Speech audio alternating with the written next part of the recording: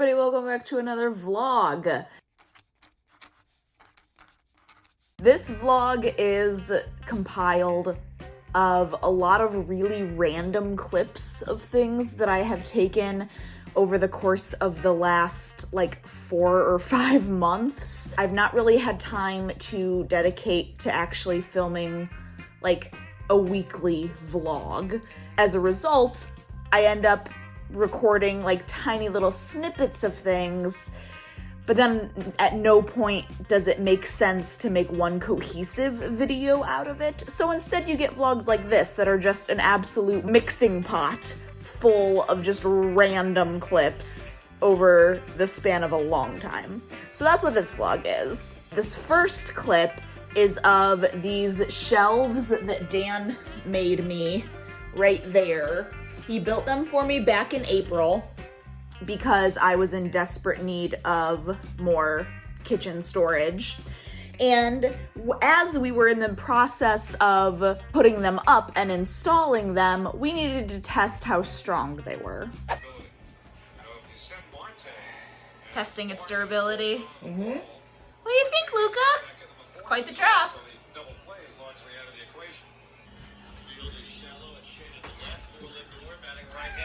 How are you, kitten? What are you doing all the way up there? Are you happy or terrified? He's like, I'm not quite sure yet. What is that kitten doing? Lambeau, come. Ready? Oh gosh. There we go. Lambeau's like, I don't like this. I could be put down now, thank you. What was that? Lambeau, you are so tall. There you come down. Oh, there you go. He goes, he's looking back like, I might actually like to stay up there.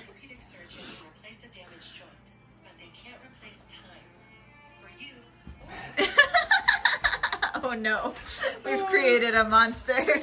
We have to give him all of these shelves now. And then in May, I'm sitting here, like right here, at my kitchen table, working on, I don't even know what I was doing, and I see something out of the corner of my eye out our deck doors right here, and I look up, and there is a robin with her baby bird. Not baby, he was like adolescent, juvenile. That's, I think, the proper term for it. I was like floored that there was just this robin and her juvenile child hanging out on our deck. And I ended up watching them for, I couldn't even tell you how long. But I got some really fun footage. I went out as like slowly as I could because I didn't want to spook them. And I went out to the garage and I got Dan so he could come see them. Oh my goodness, it's so cute.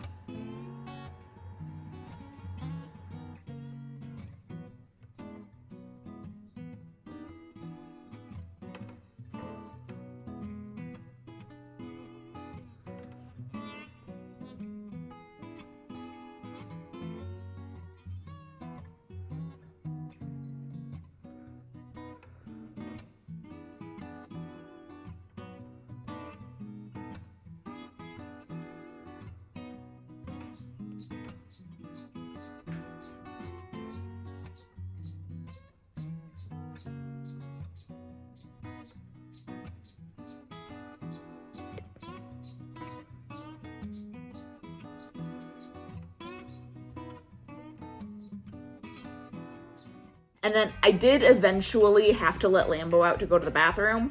And we ended up, instead of letting him out these doors like I usually do, we went out through the garage and outside and into the like far end of the yard. But as soon as Lambeau was in the yard and this baby bird saw him, he like half flew, half jet planed out of the yard into the neighbor's yard. And that was the last that we saw of him. So I hope he's okay. I hope he's fine. I hope he's one of the robins that often will come and sit on our fence and just like hang out, but I don't know for sure. But I'm hoping he's fine. And then I just have a couple random clips of our cats being very entertained by a bag.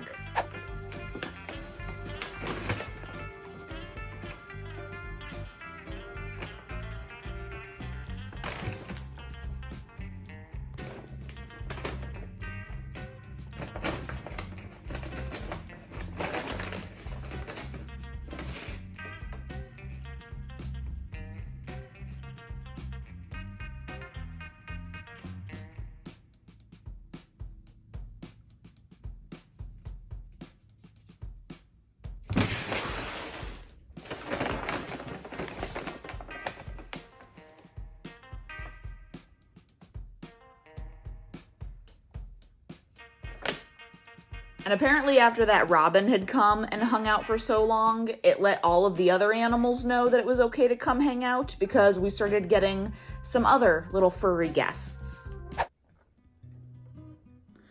at how cool this squirrel is. This is a two-toned squirrel. Check him out. Look at how cool he looks. A little stripy boy. What the heck is that squirrel doing on our porch, Lambeau? You ready to get him? Get him. I was really confused because Lambeau was like aggressively looking out the window, like very intentionally, like focused on something. And I couldn't figure out what he was looking at until I stood up and there was a squirrel like right there. We got a little chipmunk coming over and getting some water on our porch. Look at you, little guy. I'm gonna walk slowly in hopes that I don't spook you. Lambeau's nose prints all over. Look at you. Surprised the cats haven't gone crazy yet. I'm glad you were coming and getting some water, little guy. Look how cute you are. Yeah, you eat that little seed from the tree. That's all yours.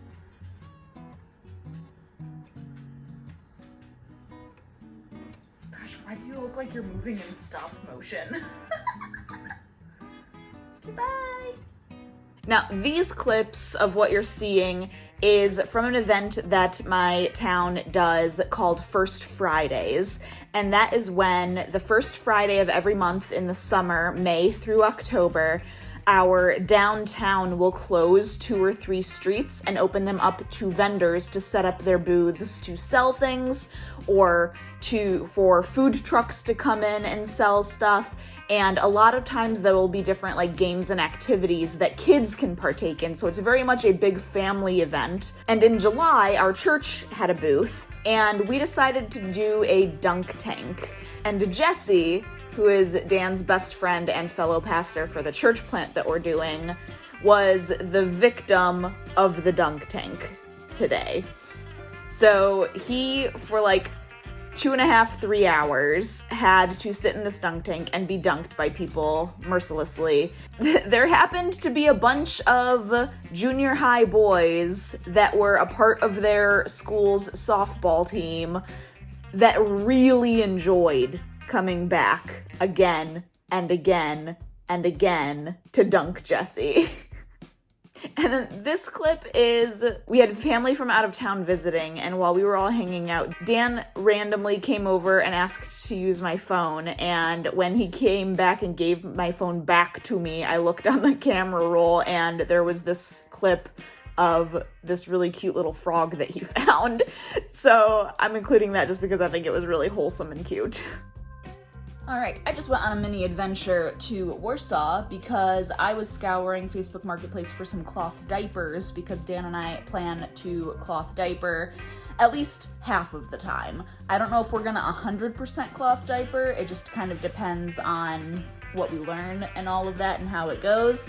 But we do have disposables on hand just in case we end up going that route or need them for like convenience or whatever. But I went to Warsaw because I was meeting somebody because they had a list of newborn-sized cloth diapers, and I was like, oh, that would be really good, and they were for like an amazing price. So we were planning on meeting, and as we got to talking, she was like, oh, I have a bunch more that you're welcome to go through if you want them, because I'm not using them anymore. And I was like, fantastic.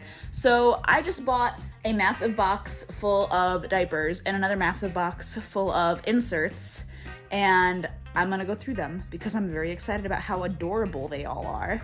And you can see over there is the box full of inserts. This is the box full of diapers. Look at how cute they are. And this one's like soft and fuzzy, and so is this one, and they're so cute. I am so stinking excited to go through all of these, but I wanted to show you because, yeah, I'm insanely excited about this. When I started looking through them, I was like, how much do you want for all of them? Because I'm just gonna take all of them. And I got it for a really good deal, which is exciting. All right, so I have all of them set out, and most of them are organized by brand. The Mama Koala brand having probably easily the most, but also some of the cutest patterns. But then this Alva baby also having some incredibly adorable patterns. Especially the fuzzy cow and a fuzzy duck. It's so cute. And some of these are like all-in-ones, so everything I need is just in one, ready to go. Some of these need inserts and different things like that. But what I'm going to do now, basically put them all back in this box, because something I need to do more research on and also practice with by washing all of these, because all of these are secondhand, and the other ones that I'd gotten from my baby shower, is I need to go through and do like a swish test on all of them to make sure none of them have any like soap buildup residue or anything like that, like detergent buildup on them, and wash all of them properly. And also find a spot outside that I would be able to like sun dry them, because a couple of these have stains. I'm not really that worried about it, but if I can sun dry them to help get the stains out, that'd be even better. I would like to be able to go through and experiment and practice with all of this to get a little more experience under my belt and learn what kind of detergents I need, what kind of, like, the hardness of the water that we have, so I know like proportions of everything I need to do, and, you know, run them through the wash and just kind of have that little bit of experience under my belt. If you are watching this and you have cloth diapered your children, please let me know some advice, because I will happily take it. I am on multiple Facebook groups with parents who are constantly offering advice and tips and answering questions and stuff, which is very helpful. But having some more advice in this area, I will gladly take. By all means, throw those in the comments and I will read all of them. We recently commissioned my brother-in-law, who is the woodworker, to make us some new wooden spoons, because look at how beautiful they all are. But mostly because the ones that we have are these, which he made many, many years ago. And we've used them so much, you can see like the corner of that one is starting to come apart some. And like there's another one over there that we're using that has a dent or two in it now, just because we use them so often. Like, these are the spoons we have. We do not have other spoons that we use. So I decided it was time to get some new stuff. So we have this beautiful hand-carved little like scraper, and we have these 4 different sized spoons, this being the smallest, these being 3 bigger ones. And then I think this is called like a gumbo spoon or something. I'm not quite sure, but it's like a spoon and a flat edge at the same time. So we've never had one of those, so I'm excited to give that one a try. And that's easily like the biggest of the lot, so using that for like chilies and a bunch of stuff too. But just wanted to show those off because I'm very excited about them, because they are shiny and new. And I'm making buttered noodles and I'm using an old spoon because I'm partially afraid to start using these, although I know very soon I am going to just dive in and then be in love, and then all of our old spoons are going to be neglected. But look at how pretty. Oh, I gotta do this more often. Oh. Didn't mean to have my flash on, but there we go. Look. Oh my gosh. Okay, so this clip does require a bit of a longer story time. Just a couple weeks ago, we had our water heater go out. Now, we haven't even owned this house for 2 years yet, but the water heater was close to 15 years old. And we knew that it was toward the end of its life. We knew we would have to replace it eventually. We were just hoping we'd get a little longer out of it than we did. But sure enough, one day there was just no hot water at all. So we did some research, and we decided we wanted to replace it ourselves to save on money. And after watching some videos on YouTube, it really was not a difficult process. We just knew we would be going slow to make sure we didn't break anything. So we looked into exactly what we wanted to get. We got the right water heater that we wanted. We got it home, and we were getting it installed, and during the process of getting it installed, God bless our neighbors. We have some amazing neighbors, and the one across the alleyway from us saw what we were doing and came over just to offer any advice. So he came in and was giving us some advice on just a couple of things and like tips and pointers. And then after he left, we had everything else hooked up except for the electrical, but there was like a wiring discrepancy that Dan wasn't quite sure of, and neither Dan or I are versed in electrical work at all. So he ended up going across the street from us to our neighbor that lives over there and asked if he would be willing to come over and help. And so he came over and was explaining to us exactly what to do and what wires to hook up where, and explaining why there was that like wiring discrepancy. All of the wiring in our house is also very old, and as a result, it didn't match up exactly with how the wiring of the new water heater that we got was. There we had like an extra wire that we didn't know what to do with, and he was able to come over and explain why that was and show us exactly what to do. And so he ended up hanging out with us once we got everything wired up, and we turned the water back on to make sure that there were no leaks, and there was one leak, so we shut it off, tightened that, and then turned it on, and all was good. He stayed for probably a solid 30 minutes altogether between helping us and then just making sure things were running.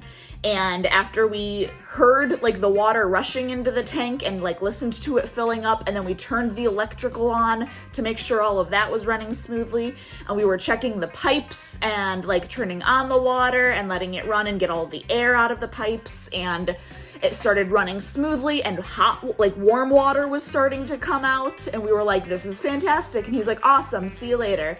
And so then he went home. And then like immediately after that, Dan had to go to work. So Dan gets ready for work, leaves. I'm home by myself, and this water heater is filling up, doing its thing. Fast forward like 2 hours, and Dan texts me and is like, how's the water heater doing? And I go, oh, let me check. So I hop up and I go to the kitchen sink, and I turn on the water, and I put it on, like turn it on and just turn it over to the side for hot.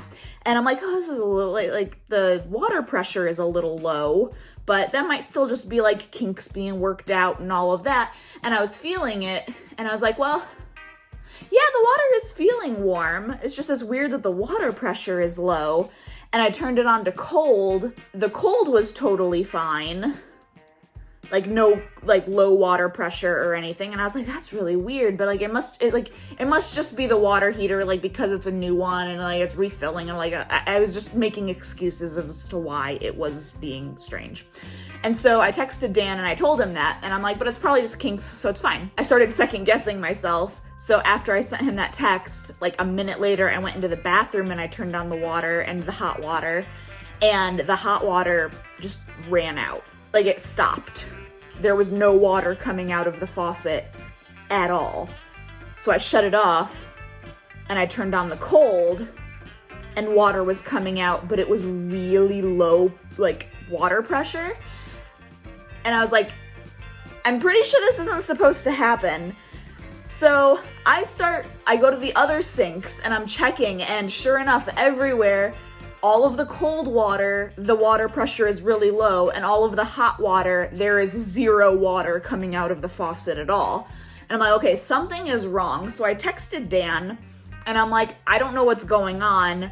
I would say probably another like 15 minutes pass, because I'm trying to think of what could be causing this when everything went so smoothly earlier. And finally, I decide to open up the doors to our crawl space, because we don't have a basement, we have a crawl space that is all of 2 foot tall. I unscrew this big panel in the side of our wall in our laundry room, which is what you saw Dan climbing out of. And as soon as I unscrew that panel and pull it away, you can just hear what sounds like a waterfall of water. And I go, oh no. So you have my phone ready, and I immediately turn on the flashlight and start recording, and just stick my hand down there and like pan around and pull it back up, watch the recording back really fast, and sure enough, there is water everywhere. So I get up and I run over to this door right here, which is the floor. There's a hole on the floor that's covered up that you can move, and that's a second entrance to another part of the crawl space. But also right here is our water main shut off. So I open that up and I lay down on the floor and like reach my arm into the crawl space and find the water main shut off, and shut off all of the water to the house. To make a whole long story short, basically, the pipe in our crawl space that is there's the cold water pipe that comes up and goes into the hot water tank, and the hot water tank fills up with that water, and the hot water tank heats that water up, and then it goes out a separate pipe, and that's like the hot water pipe, and that's what disperses hot water through your whole house. Well, that hot water pipe, it goes out of our water heater, down into the ground, under the crawl space, and it goes like, here's the crawl space, it goes into the ground, there's an elbow bracket right here, and then there's another elbow joint, I think, another elbow joint right here, and then it goes up, and then that's where it all goes throughout the whole house. This joint right here, apparently the glue was old, and the jostling of getting the new water heater hooked up, and then the jostling of the strength of the water pressure, and it not being constantly going through there, and then it going through, and like the air pockets apparently just jostled loose the old glue, and we just had water completely pouring everywhere into our crawl space. So Dan gets home at like 9 p.m. We're up until about 11:30, and he is just down there, like we are just scooping buckets of water. He is like filling up buckets of water, bringing them to the entrance so I can pick them up and dump them outside. And we do that for 2.5 hours. And finally, it gets to the point where he's like, I think, he's like, all I'm getting is mud at this point, so like we should, like, we're done, we're good. But he double checks the problem, sees that that is what the problem is, and then this clip is him coming out of the crawl space after we get all of that water cleaned up. Oh, I gotta do this more often. Oh. Didn't mean to have my flash on, but there we go. Look. Oh my gosh. Oh. Those used to be blue jeans. Yep. It is a joy to be alive. Do a full 360. Oh, okay, it's kind of half and half. Okay. All right. Oh, yes. Yeah, not bad. We ended up getting the piping fixed. We learned a lot in the process. It is now like 2 weeks since then, and our hot water heater's working great. The pipes are not leaking. We made sure that we got all of the standing water out of our crawl space, and we bought a couple like smaller high-powered fans to put down there. We had a friend who had a really good like high-powered like fan that was made for drying carpet and things like that he brought over and let us use down there. So we had a bunch of fans circulating air and like blowing the wet air out of the crawl space. So we really we did the best we could to avoid any mold issues. So that is very good. And everything seems to be working well now. So with that, I will end the vlog here because that's all of the vlog footage that I've taken because that was the most recent adventure that we had. So if you have hung out for this long, thank you so much. You are amazing. And I hope to see you in the next video. Bye.